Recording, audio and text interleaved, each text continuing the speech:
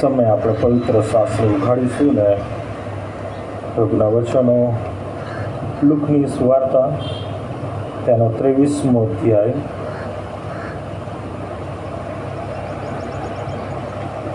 લુકની સુવાર્તા તેનો 23મો અધ્યાય નવા કરારમાં પેજ નંબર 85 અને 33થી 38 કલમ પ્રભુના વચનનું મનન આપણે કરવાના છે, જે આ પ્રમાણે છે. લુકની સુવાર્તા 23મો અધ્યાય 33મી કલમથી 38મી કલમ સુધી પ્રભુનું વચન આ પ્રમાણે છે. ખોપરી નામની જગ્યાએ તેઓ આવ્યા ત્યારે તેઓએ ત્યાં તેને તથા ગુનેગારોમાંના એકને જમણી તરફ અને બીજાને ડાબી તરફ વધસ્તંભે જડ્યા. ઈસુએ કહ્યું, હે બાપ, તેઓને માફ કર, કેમ કે તેઓ જે કરે છે તે તેઓ જાણતા નથી. ચીઠીઓ નાખીને તેઓએ તેના લુગડા માહોમાહે વહેંચી લીધા. લોક જોતા ઊભા હતા. અધિકારીઓ પણ તેનો તુચ્છકાર કરીને કહેતા હતા કે તેણે બીજાઓને બચાવ્યા. જો એ દેવનો ખ્રિસ્ત એટલે તેનો પસંદ કરેલો હોય તો તે પોતાને બચાવે. સિપાહીઓએ પણ તેના ઠઠ્ઠા કર્યા અને પાસે આવીને તેને સરકો આપવા લાગ્યા અને કહ્યું કે જો તું યહૂદીઓનો રાજા છે તો તું પોતાને બચાવ. તેના ઉપર એવો લેખ પણ લખેલો હતો કે આ યહૂદીઓનો રાજા છે. આ સમયના માટે ઈશ્વર પિતાનો પુષ્કળ આભાર માનું છું અને પ્રભુ ઈસુના નામમાં આપ સર્વને ગુડ ફ્રાઇડેની એટલે કે શુભ શુક્રવારની પ્રેમની સલામ પાઠવતા બેવલા અલાયન્સ મંડળીના પાળક તરીકે પાસ્ટર કમિટી વતી આપ સર્વનો મેં આ સભામાં આવકાર કરીએ છીએ. જે કંઈ વ્યવસ્થા છે તેને તમે માન આપી રહ્યા છો માટે આપ સર્વનો મેં આભાર માનીએ છીએ અને ખરેખર બહુ જ મોટી સંખ્યામાં જ્યારે તમે આ શુભ શુક્રવારે ઉપસ્થિત થઈ શક્યા છો તેના માટે પણ અમે આપનો આભાર માનીએ છીએ. ઈસ્ટરે પણ આ જ પ્રમાણે આપણે અહીંયા મળીશું, તો ખાસ તમે એ બાબત યાદ રાખશો. આજે ગુડ ફ્રાઇડે, શુભ શુક્રવાર, અને આજથી આશરે 2000 વર્ષ પહેલાં પ્રભુ ઈસુએ વધસ્તંભ પર પોતાનું બલિદાન આપ્યું અને એ મહાન બલિદાનમાં આપણને તારણ અને ઉદ્ધાર મળ્યા છે. આપણને આપણા પાપોની માફી પ્રાપ્ત થઈ છે. એ બધી જ બાબતો આપણે અત્યાર સુધી સાંભળતા આવ્યા છે, જુદા જુદા વચનો દ્વારા, જુદા જુદા સેવકો દ્વારા, અને દુઃખ સહસપ્તાહની મિટિંગોમાં પણ આ સંબંધી આપણે ઘણી બધી વખત વચનો સાંભળ્યા છે, સાંભળતા આપણે આવ્યા છે. અને તારણ, ઉદ્ધાર, પાપોની માફી બહુ સામાન્ય શબ્દો છે, પરંતુ આ સામાન્ય શબ્દો લાગતા હોય, પરંતુ એની પાછળનો જે મર્મ છે એ સમજવો ખૂબ જ જરૂરી છે. અને એ સમજીને એ ખાતરી પ્રાપ્ત કરવી ખૂબ જ જરૂરી છે કે એ તારણ, એ ઉદ્ધાર અને પાપોની માફી શું ખરેખર હું વ્યક્તિગત રીતના એનો ભાગીદાર થયો છું કે ભાગીદાર થઈશું કે નહીં, એ સ્વીકારવું, એ ખાતરી પ્રાપ્ત કરવી ખૂબ જરૂરી છે. અને જો વાલાઓ તમે અહીંયા આવ્યા છો, તમે બેઠા છો, તમે વચનો સાંભળી રહ્યા છો, પણ જો આજ દિન સુધી એવી કોઈ ખાતરી તમારા હૃદયમાં કે જીવનમાં તમે અનુભવી નથી, તો પ્રભુ તો કૃપાળુ છે. આજે ફરીથી તમને એ તક આપી રહ્યા છે કે એ અનુભવમાં આવો. દાઉદ ભક્ત પણ જ્યારે એ દેવના અનુભવમાં આવે છે ને એના જીવનમાં એ દેવની કૃપાનો, દેવના પ્રેમનો અનુભવ પ્રાપ્ત કરે છે, તો એ પોતે પણ એક નમૂનો આપે છે, સાક્ષી આપે છે કે અનુભવ કરો અને જુઓ કે યહોવા એ ઉત્તમ છે. આ દરેક બાબતોમાં પ્રભુ એ આપણી સાથે છે, આપણી પાસે છે. અને ઘણાને એવું લાગતું હશે કે હું ખ્રિસ્તી વ્યક્તિ છું, ખ્રિસ્તી કુટુંબમાં મારો જન્મ થયો, કે ખ્રિસ્તી સરનેમ, ક્રિશ્ચન સરનેમ છે એટલા માટે હું ખ્રિસ્તી ગણું છું, ધર્મે ખ્રિસ્તી. બરાબર, જ્યાં લીગલી જે મેટર હોય ને એમાં જે લખવામાં આવે તેવું લખવામાં આવે છે કે ધર્મ તો કે ખ્રિસ્તી. કોઈ બી આપણે વિલ બનાવીએ કે કોઈ બી એવું લીગલ ડોક્યુમેન્ટ તૈયાર કરીએ, દરેકના લિવિંગ સર્ટીમાં કે સ્કૂલનું જે લિવિંગ સર્ટી આવે એમાં પણ લખેલું હોય છે મોટા ભાગે કે ધર્મ તો ખ્રિસ્ત. અને એટલા માટે ઘણા લોકો ક્રિશ્ચન વ્યક્તિ તરીકે ઓળખાય છે, પરંતુ એ ખરેખર પ્રભુ તરફથી મળતી એ ઓળખ નથી. પ્રભુ તરફથી ખાલી આપણને ઓળખ પ્રાપ્ત થઈ છે એવું નથી. પ્રભુ ઈસુ તરફથી એમના પોતાના મહાન બલિદાનમાં આપણને જે બહુ જ મોટો આશીર્વાદ મળ્યો છે એ વાલાઓ જો ખરેખર આપણે આપણા જીવનમાં અનુભવીએ, એ જાણીએ, તો પ્રભુનો આભાર માન્યા વગર આપણે રહી શકીએ નહીં. અને દરેક ક્ષણ, દરેક પળ આપણે પ્રભુમાં જીવ્યા વગર રહી શકીએ નહીં.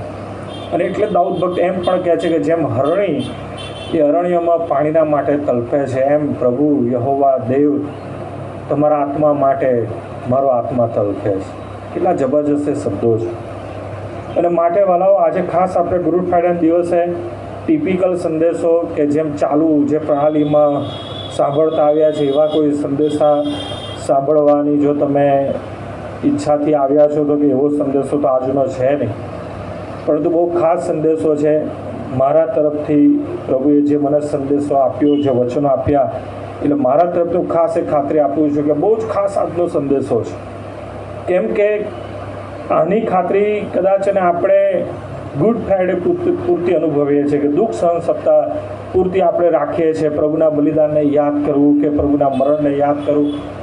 પરંતુ પ્રભુની આ યોજના, પ્રભુના શબ્દોમાં જો આપણે જોઈએ તો એ તો જગતનું મંડાણ થયું એ પહેલાંની છે. અને આપણે એ વિશે ખાસ જોવાના છે કે એવું નથી કે અકસ્માતે આ બાબતો થઈ ગઈ, એવું નથી કે આ થવાનું હતું ને મારા સારા નસીબ હતા અને એટલા માટે આનો ભાગીદાર, તેવું પણ નથી. તમે બહુ ખાસ છો, પ્રભુના પસંદ કરેલા છો. અને જેમ આપણે ઇઝરાયલ પ્રજાના માટે બહુ જ એમ કહેવાય કે માન અને એમના માટે બહુ ધન્યતા અને બહુ જ ભાગ્યશાળી એવા લોકો અનુભવીએ, વાલાઓ એ જ પ્રમાણે આપણે પણ એટલા જ ભાગ્યશાળી છે, પ્રભુના ખાસ લોક છે. કેમ કે જગતના મંડાણ અગાઉ પ્રભુએ આપણને આ યોજનાના ભાગીદાર બનાવ્યા છે. અને આપણે એ સમજવા માગીએ છીએ કે કઈ રીતના જગતના મંડાણ અગાઉ પ્રભુએ આપણને આ યોજનાના ભાગીદાર બનાવ્યા. ખરેખર પ્રભુ ઈસુ ખ્રિસ્ત જ્યાં લુકની સુવાર્તામાં જે સંબંધી આપણે જોઈ રહ્યા છે કે વધસ્તંભ લઈને જઈ રહ્યા છે ખોપડી નામની જગ્યાએ, એટલે ગલગથા ટેકરી ઉપર, અને ત્યાં જતા રસ્તામાં એ પડી જાય છે. બીજા વ્યક્તિને એ વધસ્તંભ ઉંચકાવે છે અને વધસ્તંભ લઈ જઈને એ ખોપડી નામની જગ્યાએ બે જે ચોર હોય છે, હા, એ બે ચોરની વચ્ચે પ્રભુ ઈસુને વધસ્તંભે જડી દે છે. અને પ્રભુ ઈસુ વધસ્તંભ પરથી જે બાબત કહે છે 34મી કલમમાં, ઈસુએ કહ્યું, હે બાપ, તેઓને માફ કર, કેમ કે તેઓ જે કરે છે તે તેઓ જાણતા નથી. આ 7 વાણીમાંની પહેલી વાણી છે. 7 વાણી ઉપર બપોરે 1 વાગે મેથોડિસ્ટ ચર્ચ મણિનગરમાં મનન થશે. પરંતુ અહીંયા આપણે જે બાબત જોઈએ છે કે પ્રભુ ઈસુ વધસ્તંભ ઉપર દેવનું હલવાન બનીને અને પોતે પોતાનું બલિદાન પોતાની સ્વતંત્ર ઈચ્છા શક્તિથી એ આપી રહ્યા છે. અને એ પોતે ઈચ્છી રહ્યા છે કે મારા બલિદાનમાં મારી ઉપર વિશ્વાસ કરનાર લોકો એ તારણ પામે, ઉદ્ધાર પ્રાપ્ત કરે, પાપોની માફી પ્રાપ્ત કરે. અને એ માટે થઈને પ્રભુ ઈસુ ખ્રિસ્ત પહેલી બાબત જે કહે છે મોટેથી લોકોના સાંભળતા એ આ પોકારે છે કે હે બાપ, તેઓને માફ કર, કેમ કે તેઓ જે કરે છે તે તેઓ જાણતા નથી. ખરેખર એ પછીના જે લોકો છે, કયા લોકો છે એનો ત્યાં ઉલ્લેખ કરવામાં આવેલો છે કે ત્યાં અધિકારીઓ છે, ત્યાં લખ્યું છે એ પ્રમાણે સિપાહીઓ છે અને ઘણા બધા લોકો છે. અને આ સાંભળીને તો ઉપરથી એ લોકો પ્રભુ ઈસુની મસ્કરી કરે છે અને પ્રભુ ઈસુને જાણે કે ચેલેન્જ આપે છે કે તું જો ખરેખર દેવનો પસંદ કરેલો છે તો તું પોતાને બચાવ. એ લોકો પોતે અજાણતા એ બાબતની ખાતરી આપી રહ્યા છે કે, અને પ્રભુ ઈસુને બતાડીને કહી રહ્યા છે કે આ એ વ્યક્તિ છે કે જેણે ઘણાને બચાવ્યા. એટલે એ લોકો સ્વીકારે છે કે પ્રભુ ઈસુ ખ્રિસ્ત બચાવનાર છે, તેણે ઘણાને બચાવ્યા, તો કહે છે હવે તું પોતાને પણ બચાવ. હા, ત્યાં રાજા તરીકે પણ ત્યાં ઉલ્લેખ કરતા કહે છે કે તું તો યહૂદીઓનો રાજા છે, તો તું પોતાને બચાવ. પણ ખરેખર તો પ્રભુ એ લોકોને બચાવવા માટે આવ્યા છે. અને એટલે લોકોને બચાવવા માટે એ પ્રભુ વધસ્તંભ પરથી એ મધ્યસ્થી કરી રહ્યા છે અને દેવ બાપને વિનંતી કરી રહ્યા છે કે પ્રભુ તેઓને માફ કર, કેમ કે તેઓ જે કરે છે તે તેઓ જાણતા નથી. એ અધિકારીઓને આપણે આપણા મનમાં કલ્પના કરીને વિચારીએ, એ સિપાહીઓને કે ત્યાં ઉભેલા લોકોને કે જે પ્રભુના આ સ્ટેટમેન્ટથી એ લોકો મસ્કરી કરી રહ્યા છે. એ જાણતા નથી કે આ પ્રભુ ઈસુ ખ્રિસ્ત કે જેમને એ વધસ્તંભે જડી રહ્યા છે એ કોણ છે. એ તો માણસના રૂપમાં દેવ પોતે પ્રગટ થયા, પોતાને ખાલી કર્યો, દેવ સમાન હોવા છતાં પોતે દેવ હોવાનું પકડી રાખવાની ઈચ્છ્યું નહીં. ફિલિપીને પત્ર 2 અધ્યાય ઘણી બધી બાબત ત્યાં આપણે જોઈએ છે. પરંતુ દાસનું રૂપ લીધું અને પોતાને ખાલી કરી. આ જે બાબત છે એ આજે પણ પ્રભુ ઈસુ ખ્રિસ્ત, આપણે જાણીએ છીએ કે પ્રભુ ઈસુ ખ્રિસ્ત અત્યારે ક્યાં છે? સ્વર્ગની અંદર, આકાશમાં, સ્વર્ગની અંદર દેવ બાપને જમણે હાથે એ બિરાજમાન છે. તમને શું લાગે છે કે આજે પ્રભુ ઈસુ ખ્રિસ્ત શું કરી રહ્યા છે? તો આજે પણ પ્રભુ ઈસુ ખ્રિસ્ત આ જ કરી રહ્યા છે. વધસ્તંભ પરથી જે પહેલી વાણી પુકારી કે બાપ તેઓને માફ કર, કેમ કે તેઓ જે કરે છે જાણતા નથી. આજે પણ ખરેખર તો પ્રભુ ઈસુ ખ્રિસ્ત આપણા માટે આ જ સ્ટેટમેન્ટ એ પિતાની સમક્ષ આપી રહ્યા છે. કેમ કે આપણું જીવન ખરેખર ઉદ્ધાર પામેલ વ્યક્તિ કે તારણ પામેલ વ્યક્તિ કે પ્રભુને ઓળખનાર વ્યક્તિ તરીકેનું નથી. અને એના માટે રોજ પ્રભુ ઈસુ ખ્રિસ્ત એની કૃપામાં આપણને નવી તક આપે છે અને સાથે એ મીડિયેટર બનીને દેવ બાપને એ સ્વર્ગમાં રાજ્યાસન પર જે દેવની હાજરી છે ત્યાં પ્રભુ આજે આપણા મધ્યસ્થ બનીને આ જ બાબત કહી રહ્યા છે. ચોક્કસ હું માનું છું કે પવિત્ર મેજના ભાગીદાર બન્યા પછી પણ જો તમે ખરેખર એ અનુભવમાં નથી આવ્યા, દેવના એ મહાન બલિદાનના અને તારણ ઉદ્ધારના અનુભવમાં નથી આવ્યા, તો આજે કદાચ ફરીથી પ્રભુ ઈસુ ખ્રિસ્ત એ જ કહેશે કે બાપ તેઓને માફ કરને. પ્રભુ ઈસુ ત્યાં કદાચ આપણું નામ દઈને પણ આ કહી શકે કે પ્રભુ માફ કર, આ વ્યક્તિને માફ કર, કેમ કે જે કરી રહ્યા છે એ જાણતા નથી. અને માટે વાલાઓ, મારો એક પ્રયત્ન છે કે આપણે જાણીએ, પ્રભુને જાણીએ, પ્રભુને ઓળખીએ. ખબર નહીં આપણા માટે પ્રભુએ કેટલી બધી વખત મધ્યસ્થ બનીને એ રાજ્યાસનની જમણી બાજુથી એ દેવ બાપને આ બાબત કીધી હશે આપણા માટે કે પ્રભુ આજે ફરીથી મારા દીકરાને પ્રભુ તમે માફ કરો. એ જે કરી રહ્યો છે, કે જીવન જીવી રહ્યો છે, એ જીવન જીવી રહી છે એ જાણતી નથી. કારણ કે મોટા ભાગે આપણે જગતના બનીને જીવન જીવીએ છીએ. ક્યાંય બાઇબલમાં એવું નથી લખ્યું ગુડ ફ્રાઇડે હોય સફેદ કપડાં પહેરીને આવો, મારા માટે શોક કરો કે મારા માટે ઉપવાસ કરો. પ્રભુ ઈસુનું એક સ્ટેટમેન્ટ એવું નથી. પરંતુ જગતના લોકો કરે છે, આ સારું લાગે છે, આવું કરીએ છીએ. પરંતુ જે હૃદયનો ઓળખનાર અને પારખનાર છે, જેને આપણા અંગત જીવનમાં રસ છે, એવા ઉદ્ધારનારને ખરેખર આપણે આજ સુધી ઓળખતા નથી. જોઈએ મેં કીધું એ પ્રમાણે કે દેવની આ યોજના એવું નથી કે આજથી 2000 વર્ષ પહેલાં કે અકસ્માતે તૈયાર થઈ. એફએસસીનો પત્ર પહેલો અધ્યાય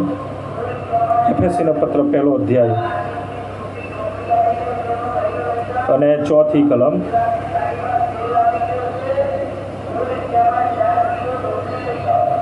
સભાજનોમાંથી કોઈ મોટી અવાજે વાંચે જેને મળે. અને એફએસસી પહેલો અધ્યાય અને 4 કલમ.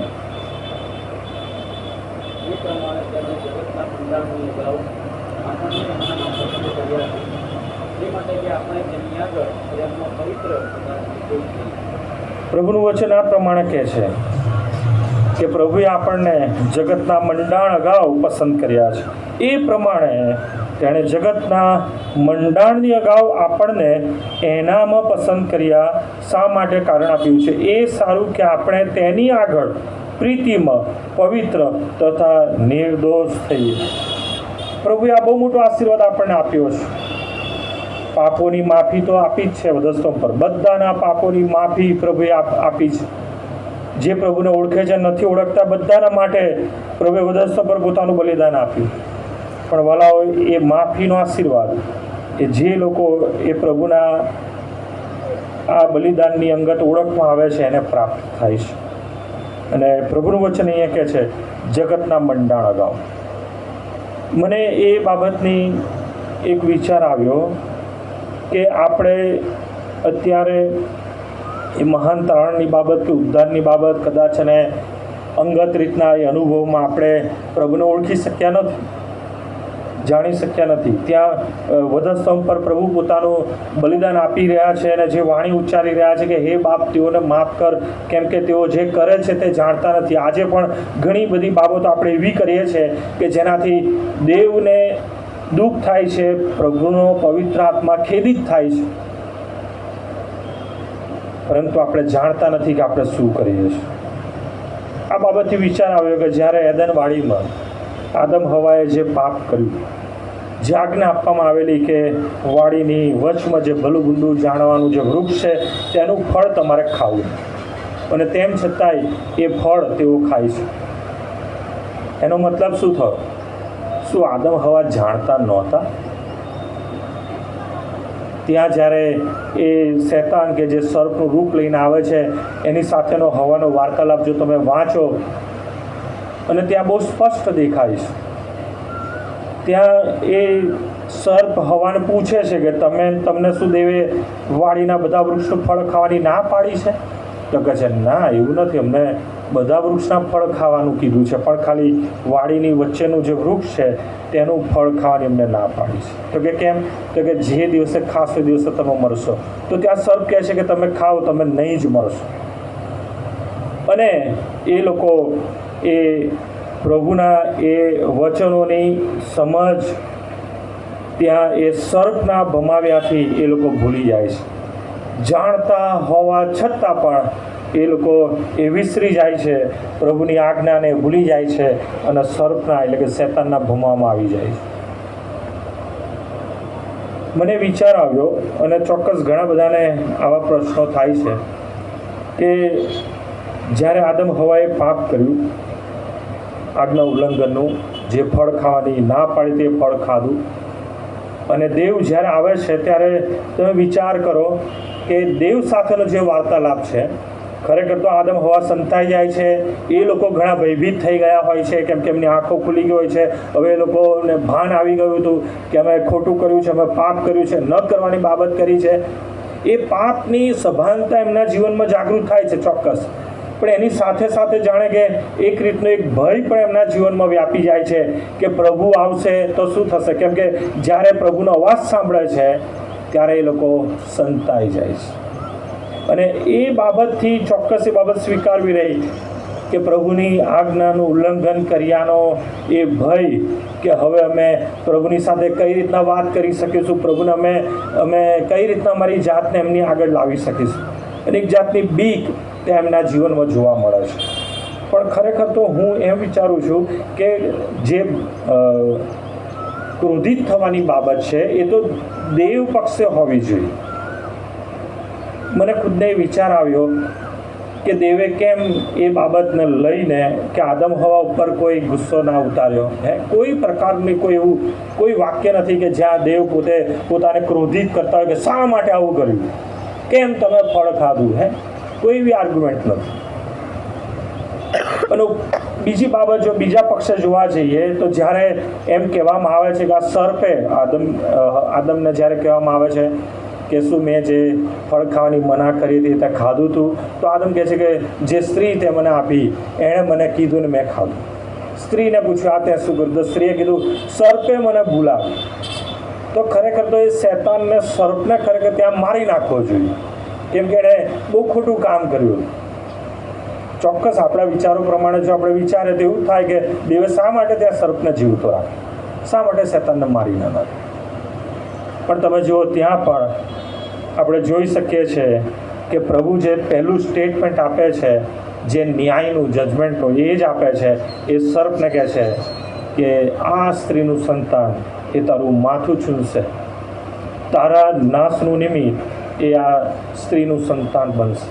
અને ત્યાં જ એ તારણ અને ઉદ્ધારની યોજનાનો પાયો આપણે જોઈ શકીએ છીએ. પરંતુ એનાથી આગળ જ્યારે આપણા વચનો વાંચીએ છીએ, જેમ કે એફએસી 1:4 વાંચ્યું, એની સાથે હજુ પણ એ વચનો વાંચીએ.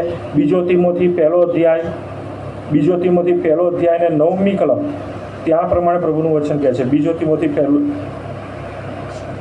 પહેલો અધ્યાય અને 9મી કલમ. તો ત્યાં પ્રમાણે લખવામાં આવ્યું છે, તેણે આપણને તાર્યા તથા પવિત્ર તેડાથી આપણને તેડ્યા, આપણી કરણીઓ પ્રમાણે નહીં પણ તેના જ સંકલ્પ તથા કૃપા પ્રમાણે. એ કૃપા અનાદિકાળથી ખ્રિસ્ત ઈસુમાં આપણને આપેલી હતી. અનાદિકાળથી, અનંતકાળથી. તમે વિચાર કરો, દેવની આ યોજના જગતનો પાયો નાખ્યા પહેલાંની છે. અનાદિકાળથી પ્રભુની આ યોજના છે. તમે સ્વીકારી શકો છો કે ક્યારે પ્રભુએ આ યોજના અમલમાં મૂકી હશે? જ્યારે સ્વર્ગની અંદર, કેમ કે ઉત્પત્તિનું પુસ્તક પહેલો અધ્યાય પહેલી કલમ જે પ્રમાણે આપણને કહે છે કે in the beginning God created heaven. પ્રભુએ પહેલાં સ્વર્ગ બનાવ્યું, ત્યાં પૃથ્વી હજી નથી બનાવી. અને જ્યારે સ્વર્ગ બનાવ્યું ત્યાં દેવદૂતો બનાવ્યા, અને લ્યુસિફર જે અભિષેક કરુબ હતો કે જેને રાજ્યાસન આગળ ઊભું રહેવાનું હતું, એને સુંદર શણગારથી, એટલે કે જુદા જુદા 9 પ્રકારના એ રત્નોથી આભૂષિત કરવામાં આવ્યો હતો.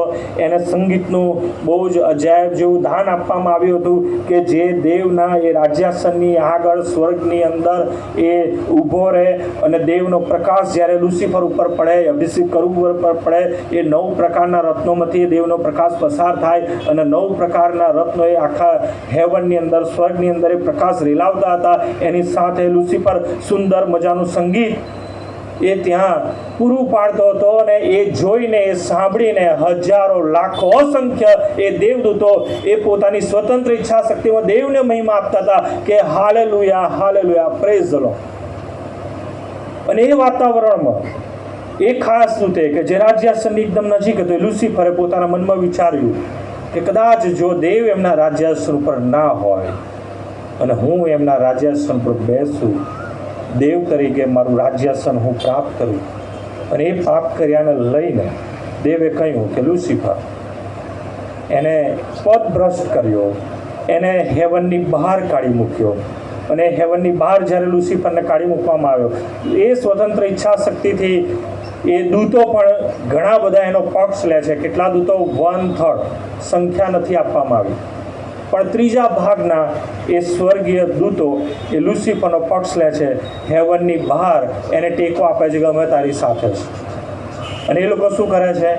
એ લોકો સ્વર્ગીય રાજ્યાસન પ્રાપ્ત કરવા માટે લડાઈ કરે છે.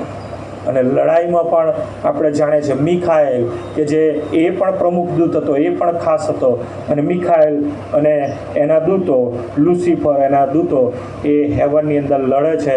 ફરીથી લુસિફરને હેવનમાં સ્થાન મળતું નથી.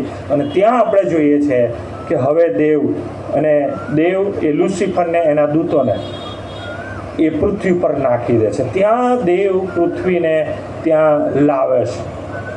પૃથ્વીનું સ્થાન એ ત્યારે લાવે છે. અને ખરેખર એટલા માટે જ જો પૃથ્વી માણસોના માટે બનાવી હોત, આદમ હવાના માટે બનાવી હોત, તો કદી પૃથ્વી એવી ના બનાવત કે એનો કદી નાશ થાય.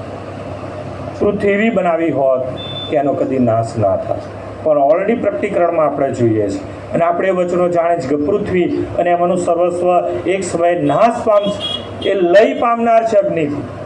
અને દેવ જ્યાં જાહેર કરે છે કે હું તમારા માટે નવું આકાશ અને નવી પૃથ્વી બનાવું છું, જે કદી નાશ પામનાર નથી.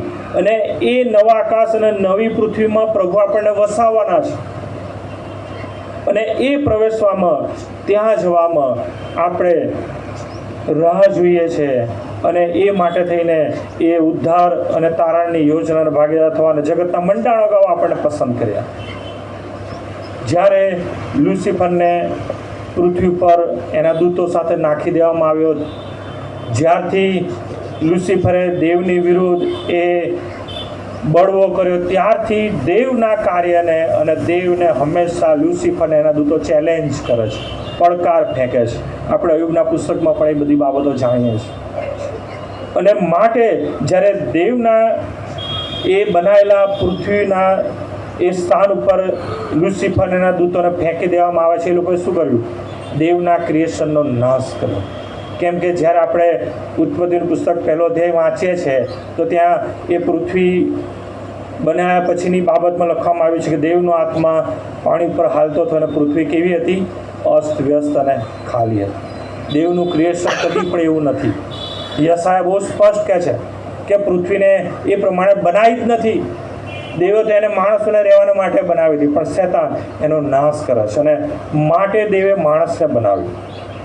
એના સ્વરૂપ અને પ્રતિમા પ્રમાણે બનાવેલું માણસ કે જેને શેતાન ઉપર, લુસિફર ઉપર, એના દૂતો ઉપર અધિકાર આપવામાં આવેલો. કેમ કે પ્રભુ ત્યાં કહે છે કે તમે વધો, પૃથ્વીને ભરપૂર કરો અને સફળ થાવ અને પૃથ્વીની દરેક બાબતો પર તમે અમલ ચલાવો, તેને કંટ્રોલમાં લો, તમે તેને વશમાં કરો.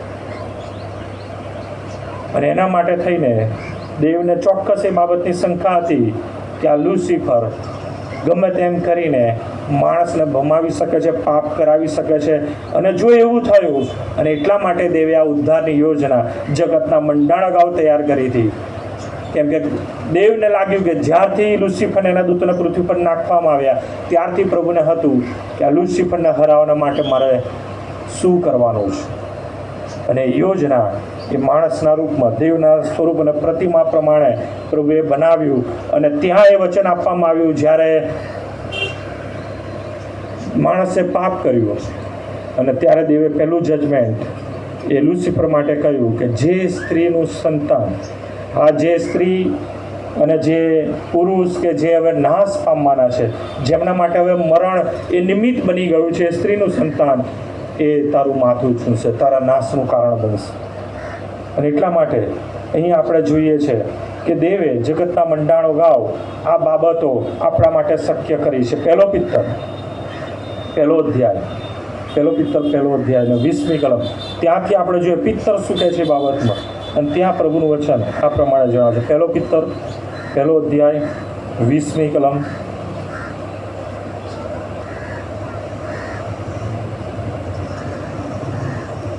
તે તો જગતના મંડાણ અગાઉ નિર્માણ થયેલો હતો ખરો, પણ તમારે સારું આ છેલ્લા કાળમાં તે પ્રગટ થયો છે.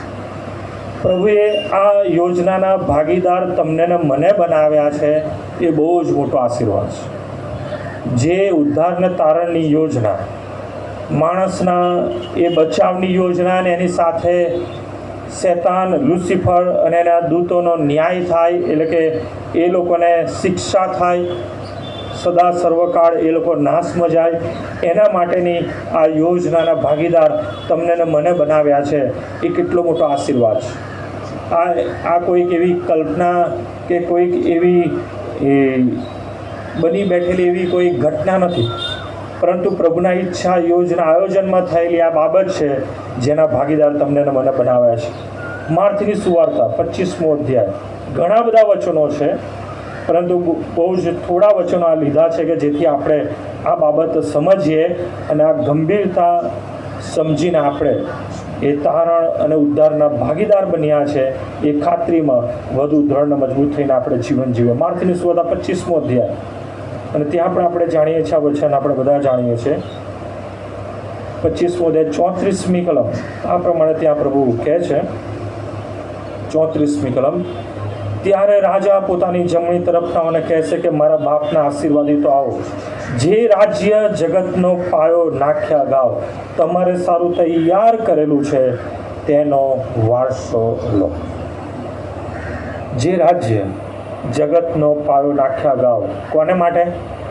તમારે સારું તૈયાર થયેલું છે તેનો વારસો તમે લો.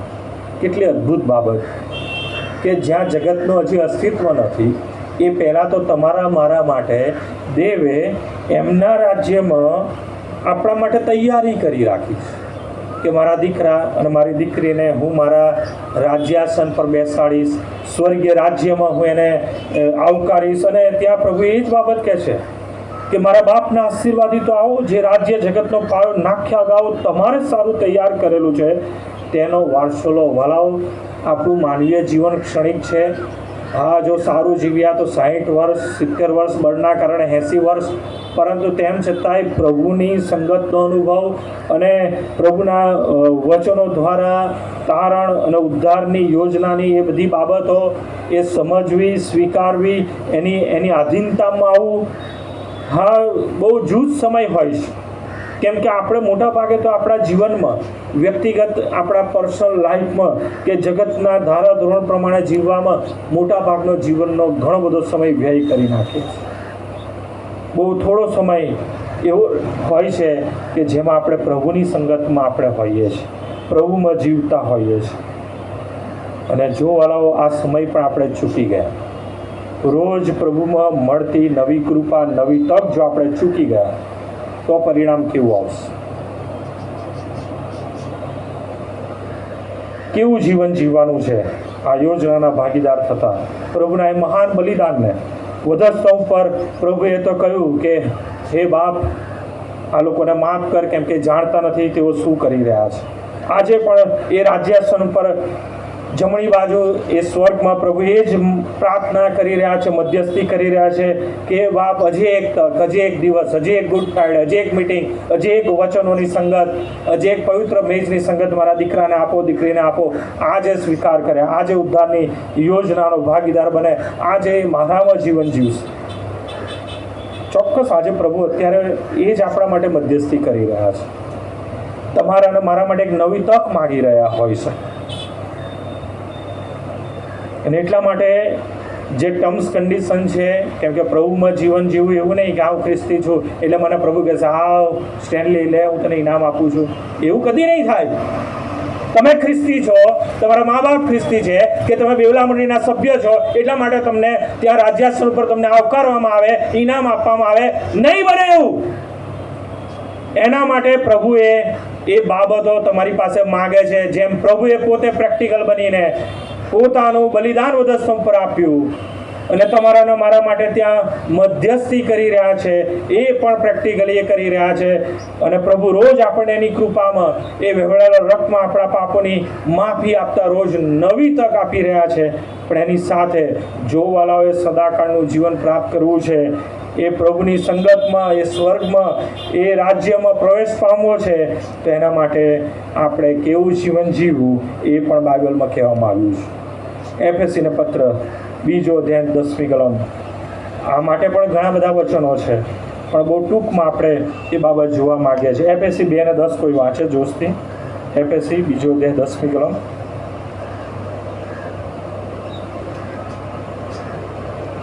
કેમ કે આપણે તેની કૃતિ છીએ. કોની? પ્રભુ ઈસુની. કેમ કે આપણે તેની કૃતિ છીએ અને સારી કરણીઓ કરવાને ખ્રિસ્ત ઈસુમાં આપણને ઉત્પન્ન કરવામાં આવ્યા છે.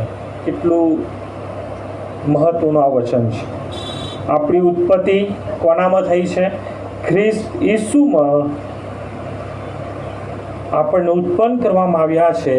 તે સારી કરણીઓ વિશે દેવ અગાઉથી એમ ઠરાવ્યું છે કે આપણે તે પ્રમાણે ચાલીએ, એ પ્રમાણે જીવીએ. કેવું જીવીએ? જેમ પ્રભુએ સારું કર્યું એ જ પ્રમાણે સારી કરણીઓ કરતાં આપણે જીવન જીવીએ. બીજી બાબત, રોમનોનો પત્ર 8મો અધ્યાય. 4 જ બાબત આમાંથી આપણે જોવાના છે. રોમનોનો પત્ર 8મો અધ્યાય અને 28મી કલમ. રોમન 8 અને 28, ત્યાં પણ આ પ્રમાણે આપણને જીવન જીવવા માટે આદેશ આપવામાં આવ્યો છે. રોમન 8 અને 28. વળી આપણે જાણીએ છીએ કે જેઓ દેવના ઉપર પ્રેમ રાખે છે તેઓ તેના સંકલ્પ પ્રમાણે તેડાયેલા છે. તેઓને એકંદરે સઘળું હિતકારક નીવડે છે.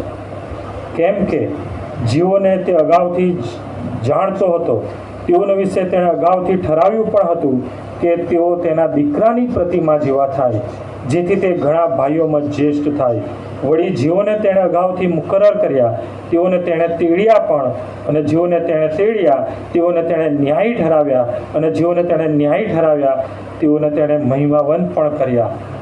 જો આ સાયકલ પૂરી થાય, બરાબર, ફરીથી તમે વાંચો, અગાઉથી મુકરર કર્યા, દેવની પ્રતિમા જેવા છે, બરાબર, ત્યાંથી આપણે જોઈએ તો દેવે એનું સ્વરૂપ, એની પ્રતિમા પ્રમાણે આપણને બનાવ્યા. પછી 30મી કલમ, અગાઉથી મુકરર કર્યા, પ્રભુએ આપણને પસંદ કર્યા. પછી તેડું આપ્યું, પછી ન્યાયી ઠરાવ્યા, વધસ્તંભ પર પ્રભુએ વેવડાલા રક્તમાં આપણને શુદ્ધ કર્યા, ન્યાયી ઠરાવ્યા અને મહિમાવંત કર્યા છે.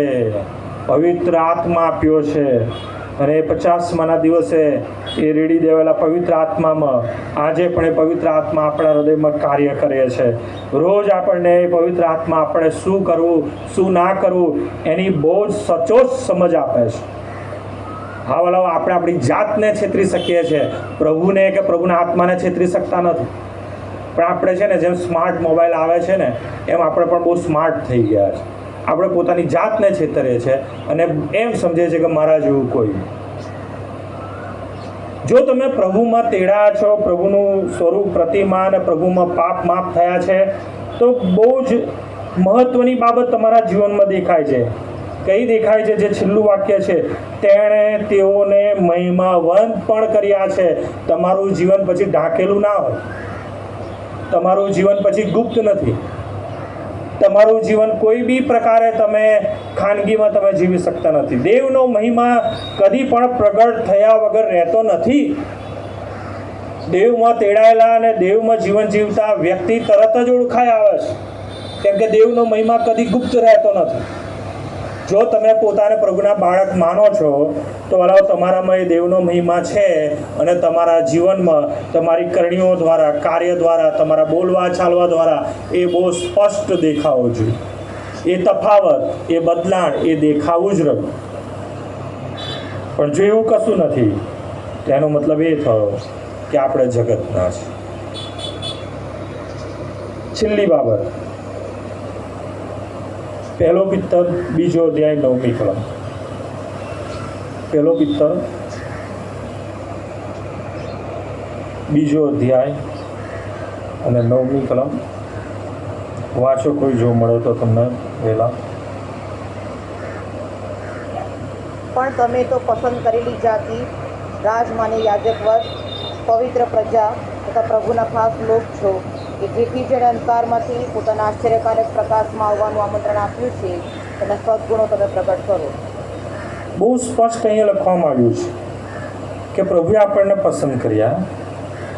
આપણે કશું જ નહોતા, પણ પ્રભુએ આપણને ઉચ્ચ પદે એટલે કે યાજક વર્ગ તરીકે, પવિત્ર પ્રજા તરીકે, પ્રભુના ખાસ લોક તરીકે આપણને મુદ્રાંકિત કર્યા અને અંધકારમાંથી પોતાના આશ્ચર્યકારક પ્રકાશમાં આવવાનું આમંત્રણ આપ્યું.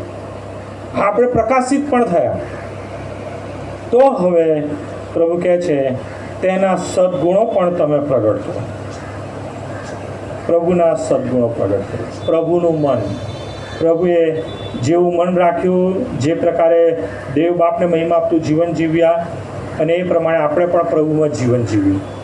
હા વાલાઓ, ખાસ મારી વિનંતી છે કે આજે ફરીથી પ્રભુને આપણું નામ દઈને એ દેવ બાપની આગળ આવી પ્રાર્થના ના કરવી પડે કે હે બાપ, આ મારા દીકરાને માફ કર, હે બાપ આ મારી દીકરીને માફ કર. એ શું કરી રહી છે, કેવું જીવન જીવી રહ્યો છે, જીવી રહી છે, એ જાણતા નથી કે જાણતી નથી. હા, પ્રભુએ આજે આપણને તક આપી છે. શું કરવાનું છે? કંઈ બહુ મોટી બાબત કે બહુ મોટું બલિદાન પ્રભુ આપણી પાસે માંગતા નથી. શું કરવાનું છે? તો 1 યોહાન 1 અધ્યાય, બહુ જ સરળ અને સહેલી બાબત છે, પરંતુ જો લુસિફર તમારા હૃદયમાં કામ કરતો હશે તો તમારા માટે અઘરી બની રહેશે. પણ જો પ્રભુનો આત્મા અત્યારે તમારા હૃદયમાં તમને હાથ મારી રહ્યો છે તો સરળ બની રહેશે. 1 યોહાન 1 અધ્યાય અને 9મી કલમ. જો આપણે આપણા પાપ કબૂલ કરીએ તો આપણા પાપ માફ કરવાને તથા આપણને સર્વ ન્યાયથી શુદ્ધ કરવાને તે વિશ્વાસુ તથા ન્યાયી છે. આપણે પાપ કર્યું નથી એવું જો આપણે કહીએ તો આપણે તેને જૂઠો પાડીએ છીએ અને તેનું વચન આપણામાં નથી. હા, ફરીથી પવિત્ર મેજના ભાગીદાર બનતા પ્રભુ આપણને એક નવી તક આપે છે. મારા દીકરા, મારી દીકરી, તે જે કર્યું છે એ કબૂલ કરતા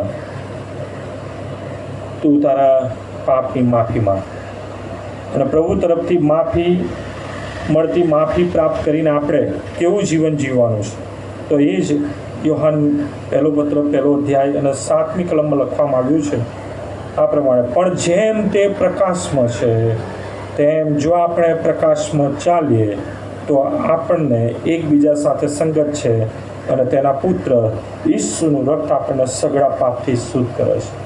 આ પ્રભુ દેવ એ પ્રકાશ છે અને પ્રભુ આપણી ઉપર પ્રકાશ પાડશે, આપણું જીવન પ્રકાશિત કરશે અને એ પ્રકાશમાં આપણે જીવન જીવીએ એ પ્રભુની ઈચ્છા છે. એના માટે જ જગતના મંડાણ અગાઉ તમને ને મને પસંદ કરવામાં આવ્યા. એ ઉદ્ધારની તારણી યોજનાના આપણને ભાગીદાર બનાવ્યા. અને જો વાલાઓ આટલું પ્રભુએ આપણા માટે કર્યું હોવા છતાં જો આપણે પ્રભુના વચનોને અને પ્રભુના એ મહાન બલિદાનને જો આપણે ગુમાવી દઈએ છીએ તો પ્રભુનું વચન આપણને આ પ્રમાણે કહે છે. હિબ્રુનો પત્ર તેનો 2 અધ્યાય અને 3 કલમ બહુ સ્પષ્ટ ચેતવણી ત્યાં આપવામાં આવી છે. હિબ્રુનો પત્ર 2 અધ્યાય અને 3 કલમ. તો આપણે એવા મહાન તારણ વિશે બેદરકાર રહીએ તો સી રીતે બચીશું? મહાન તારણ. કેમ મહાન તારણ?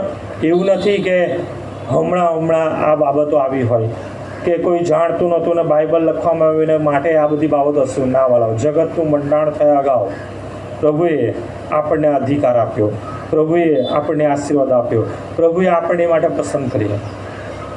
એ મહાન તારણ સંબંધી એ વિશે જો આપણે બેદરકાર રહીએ તો સી રીતે બચીશું?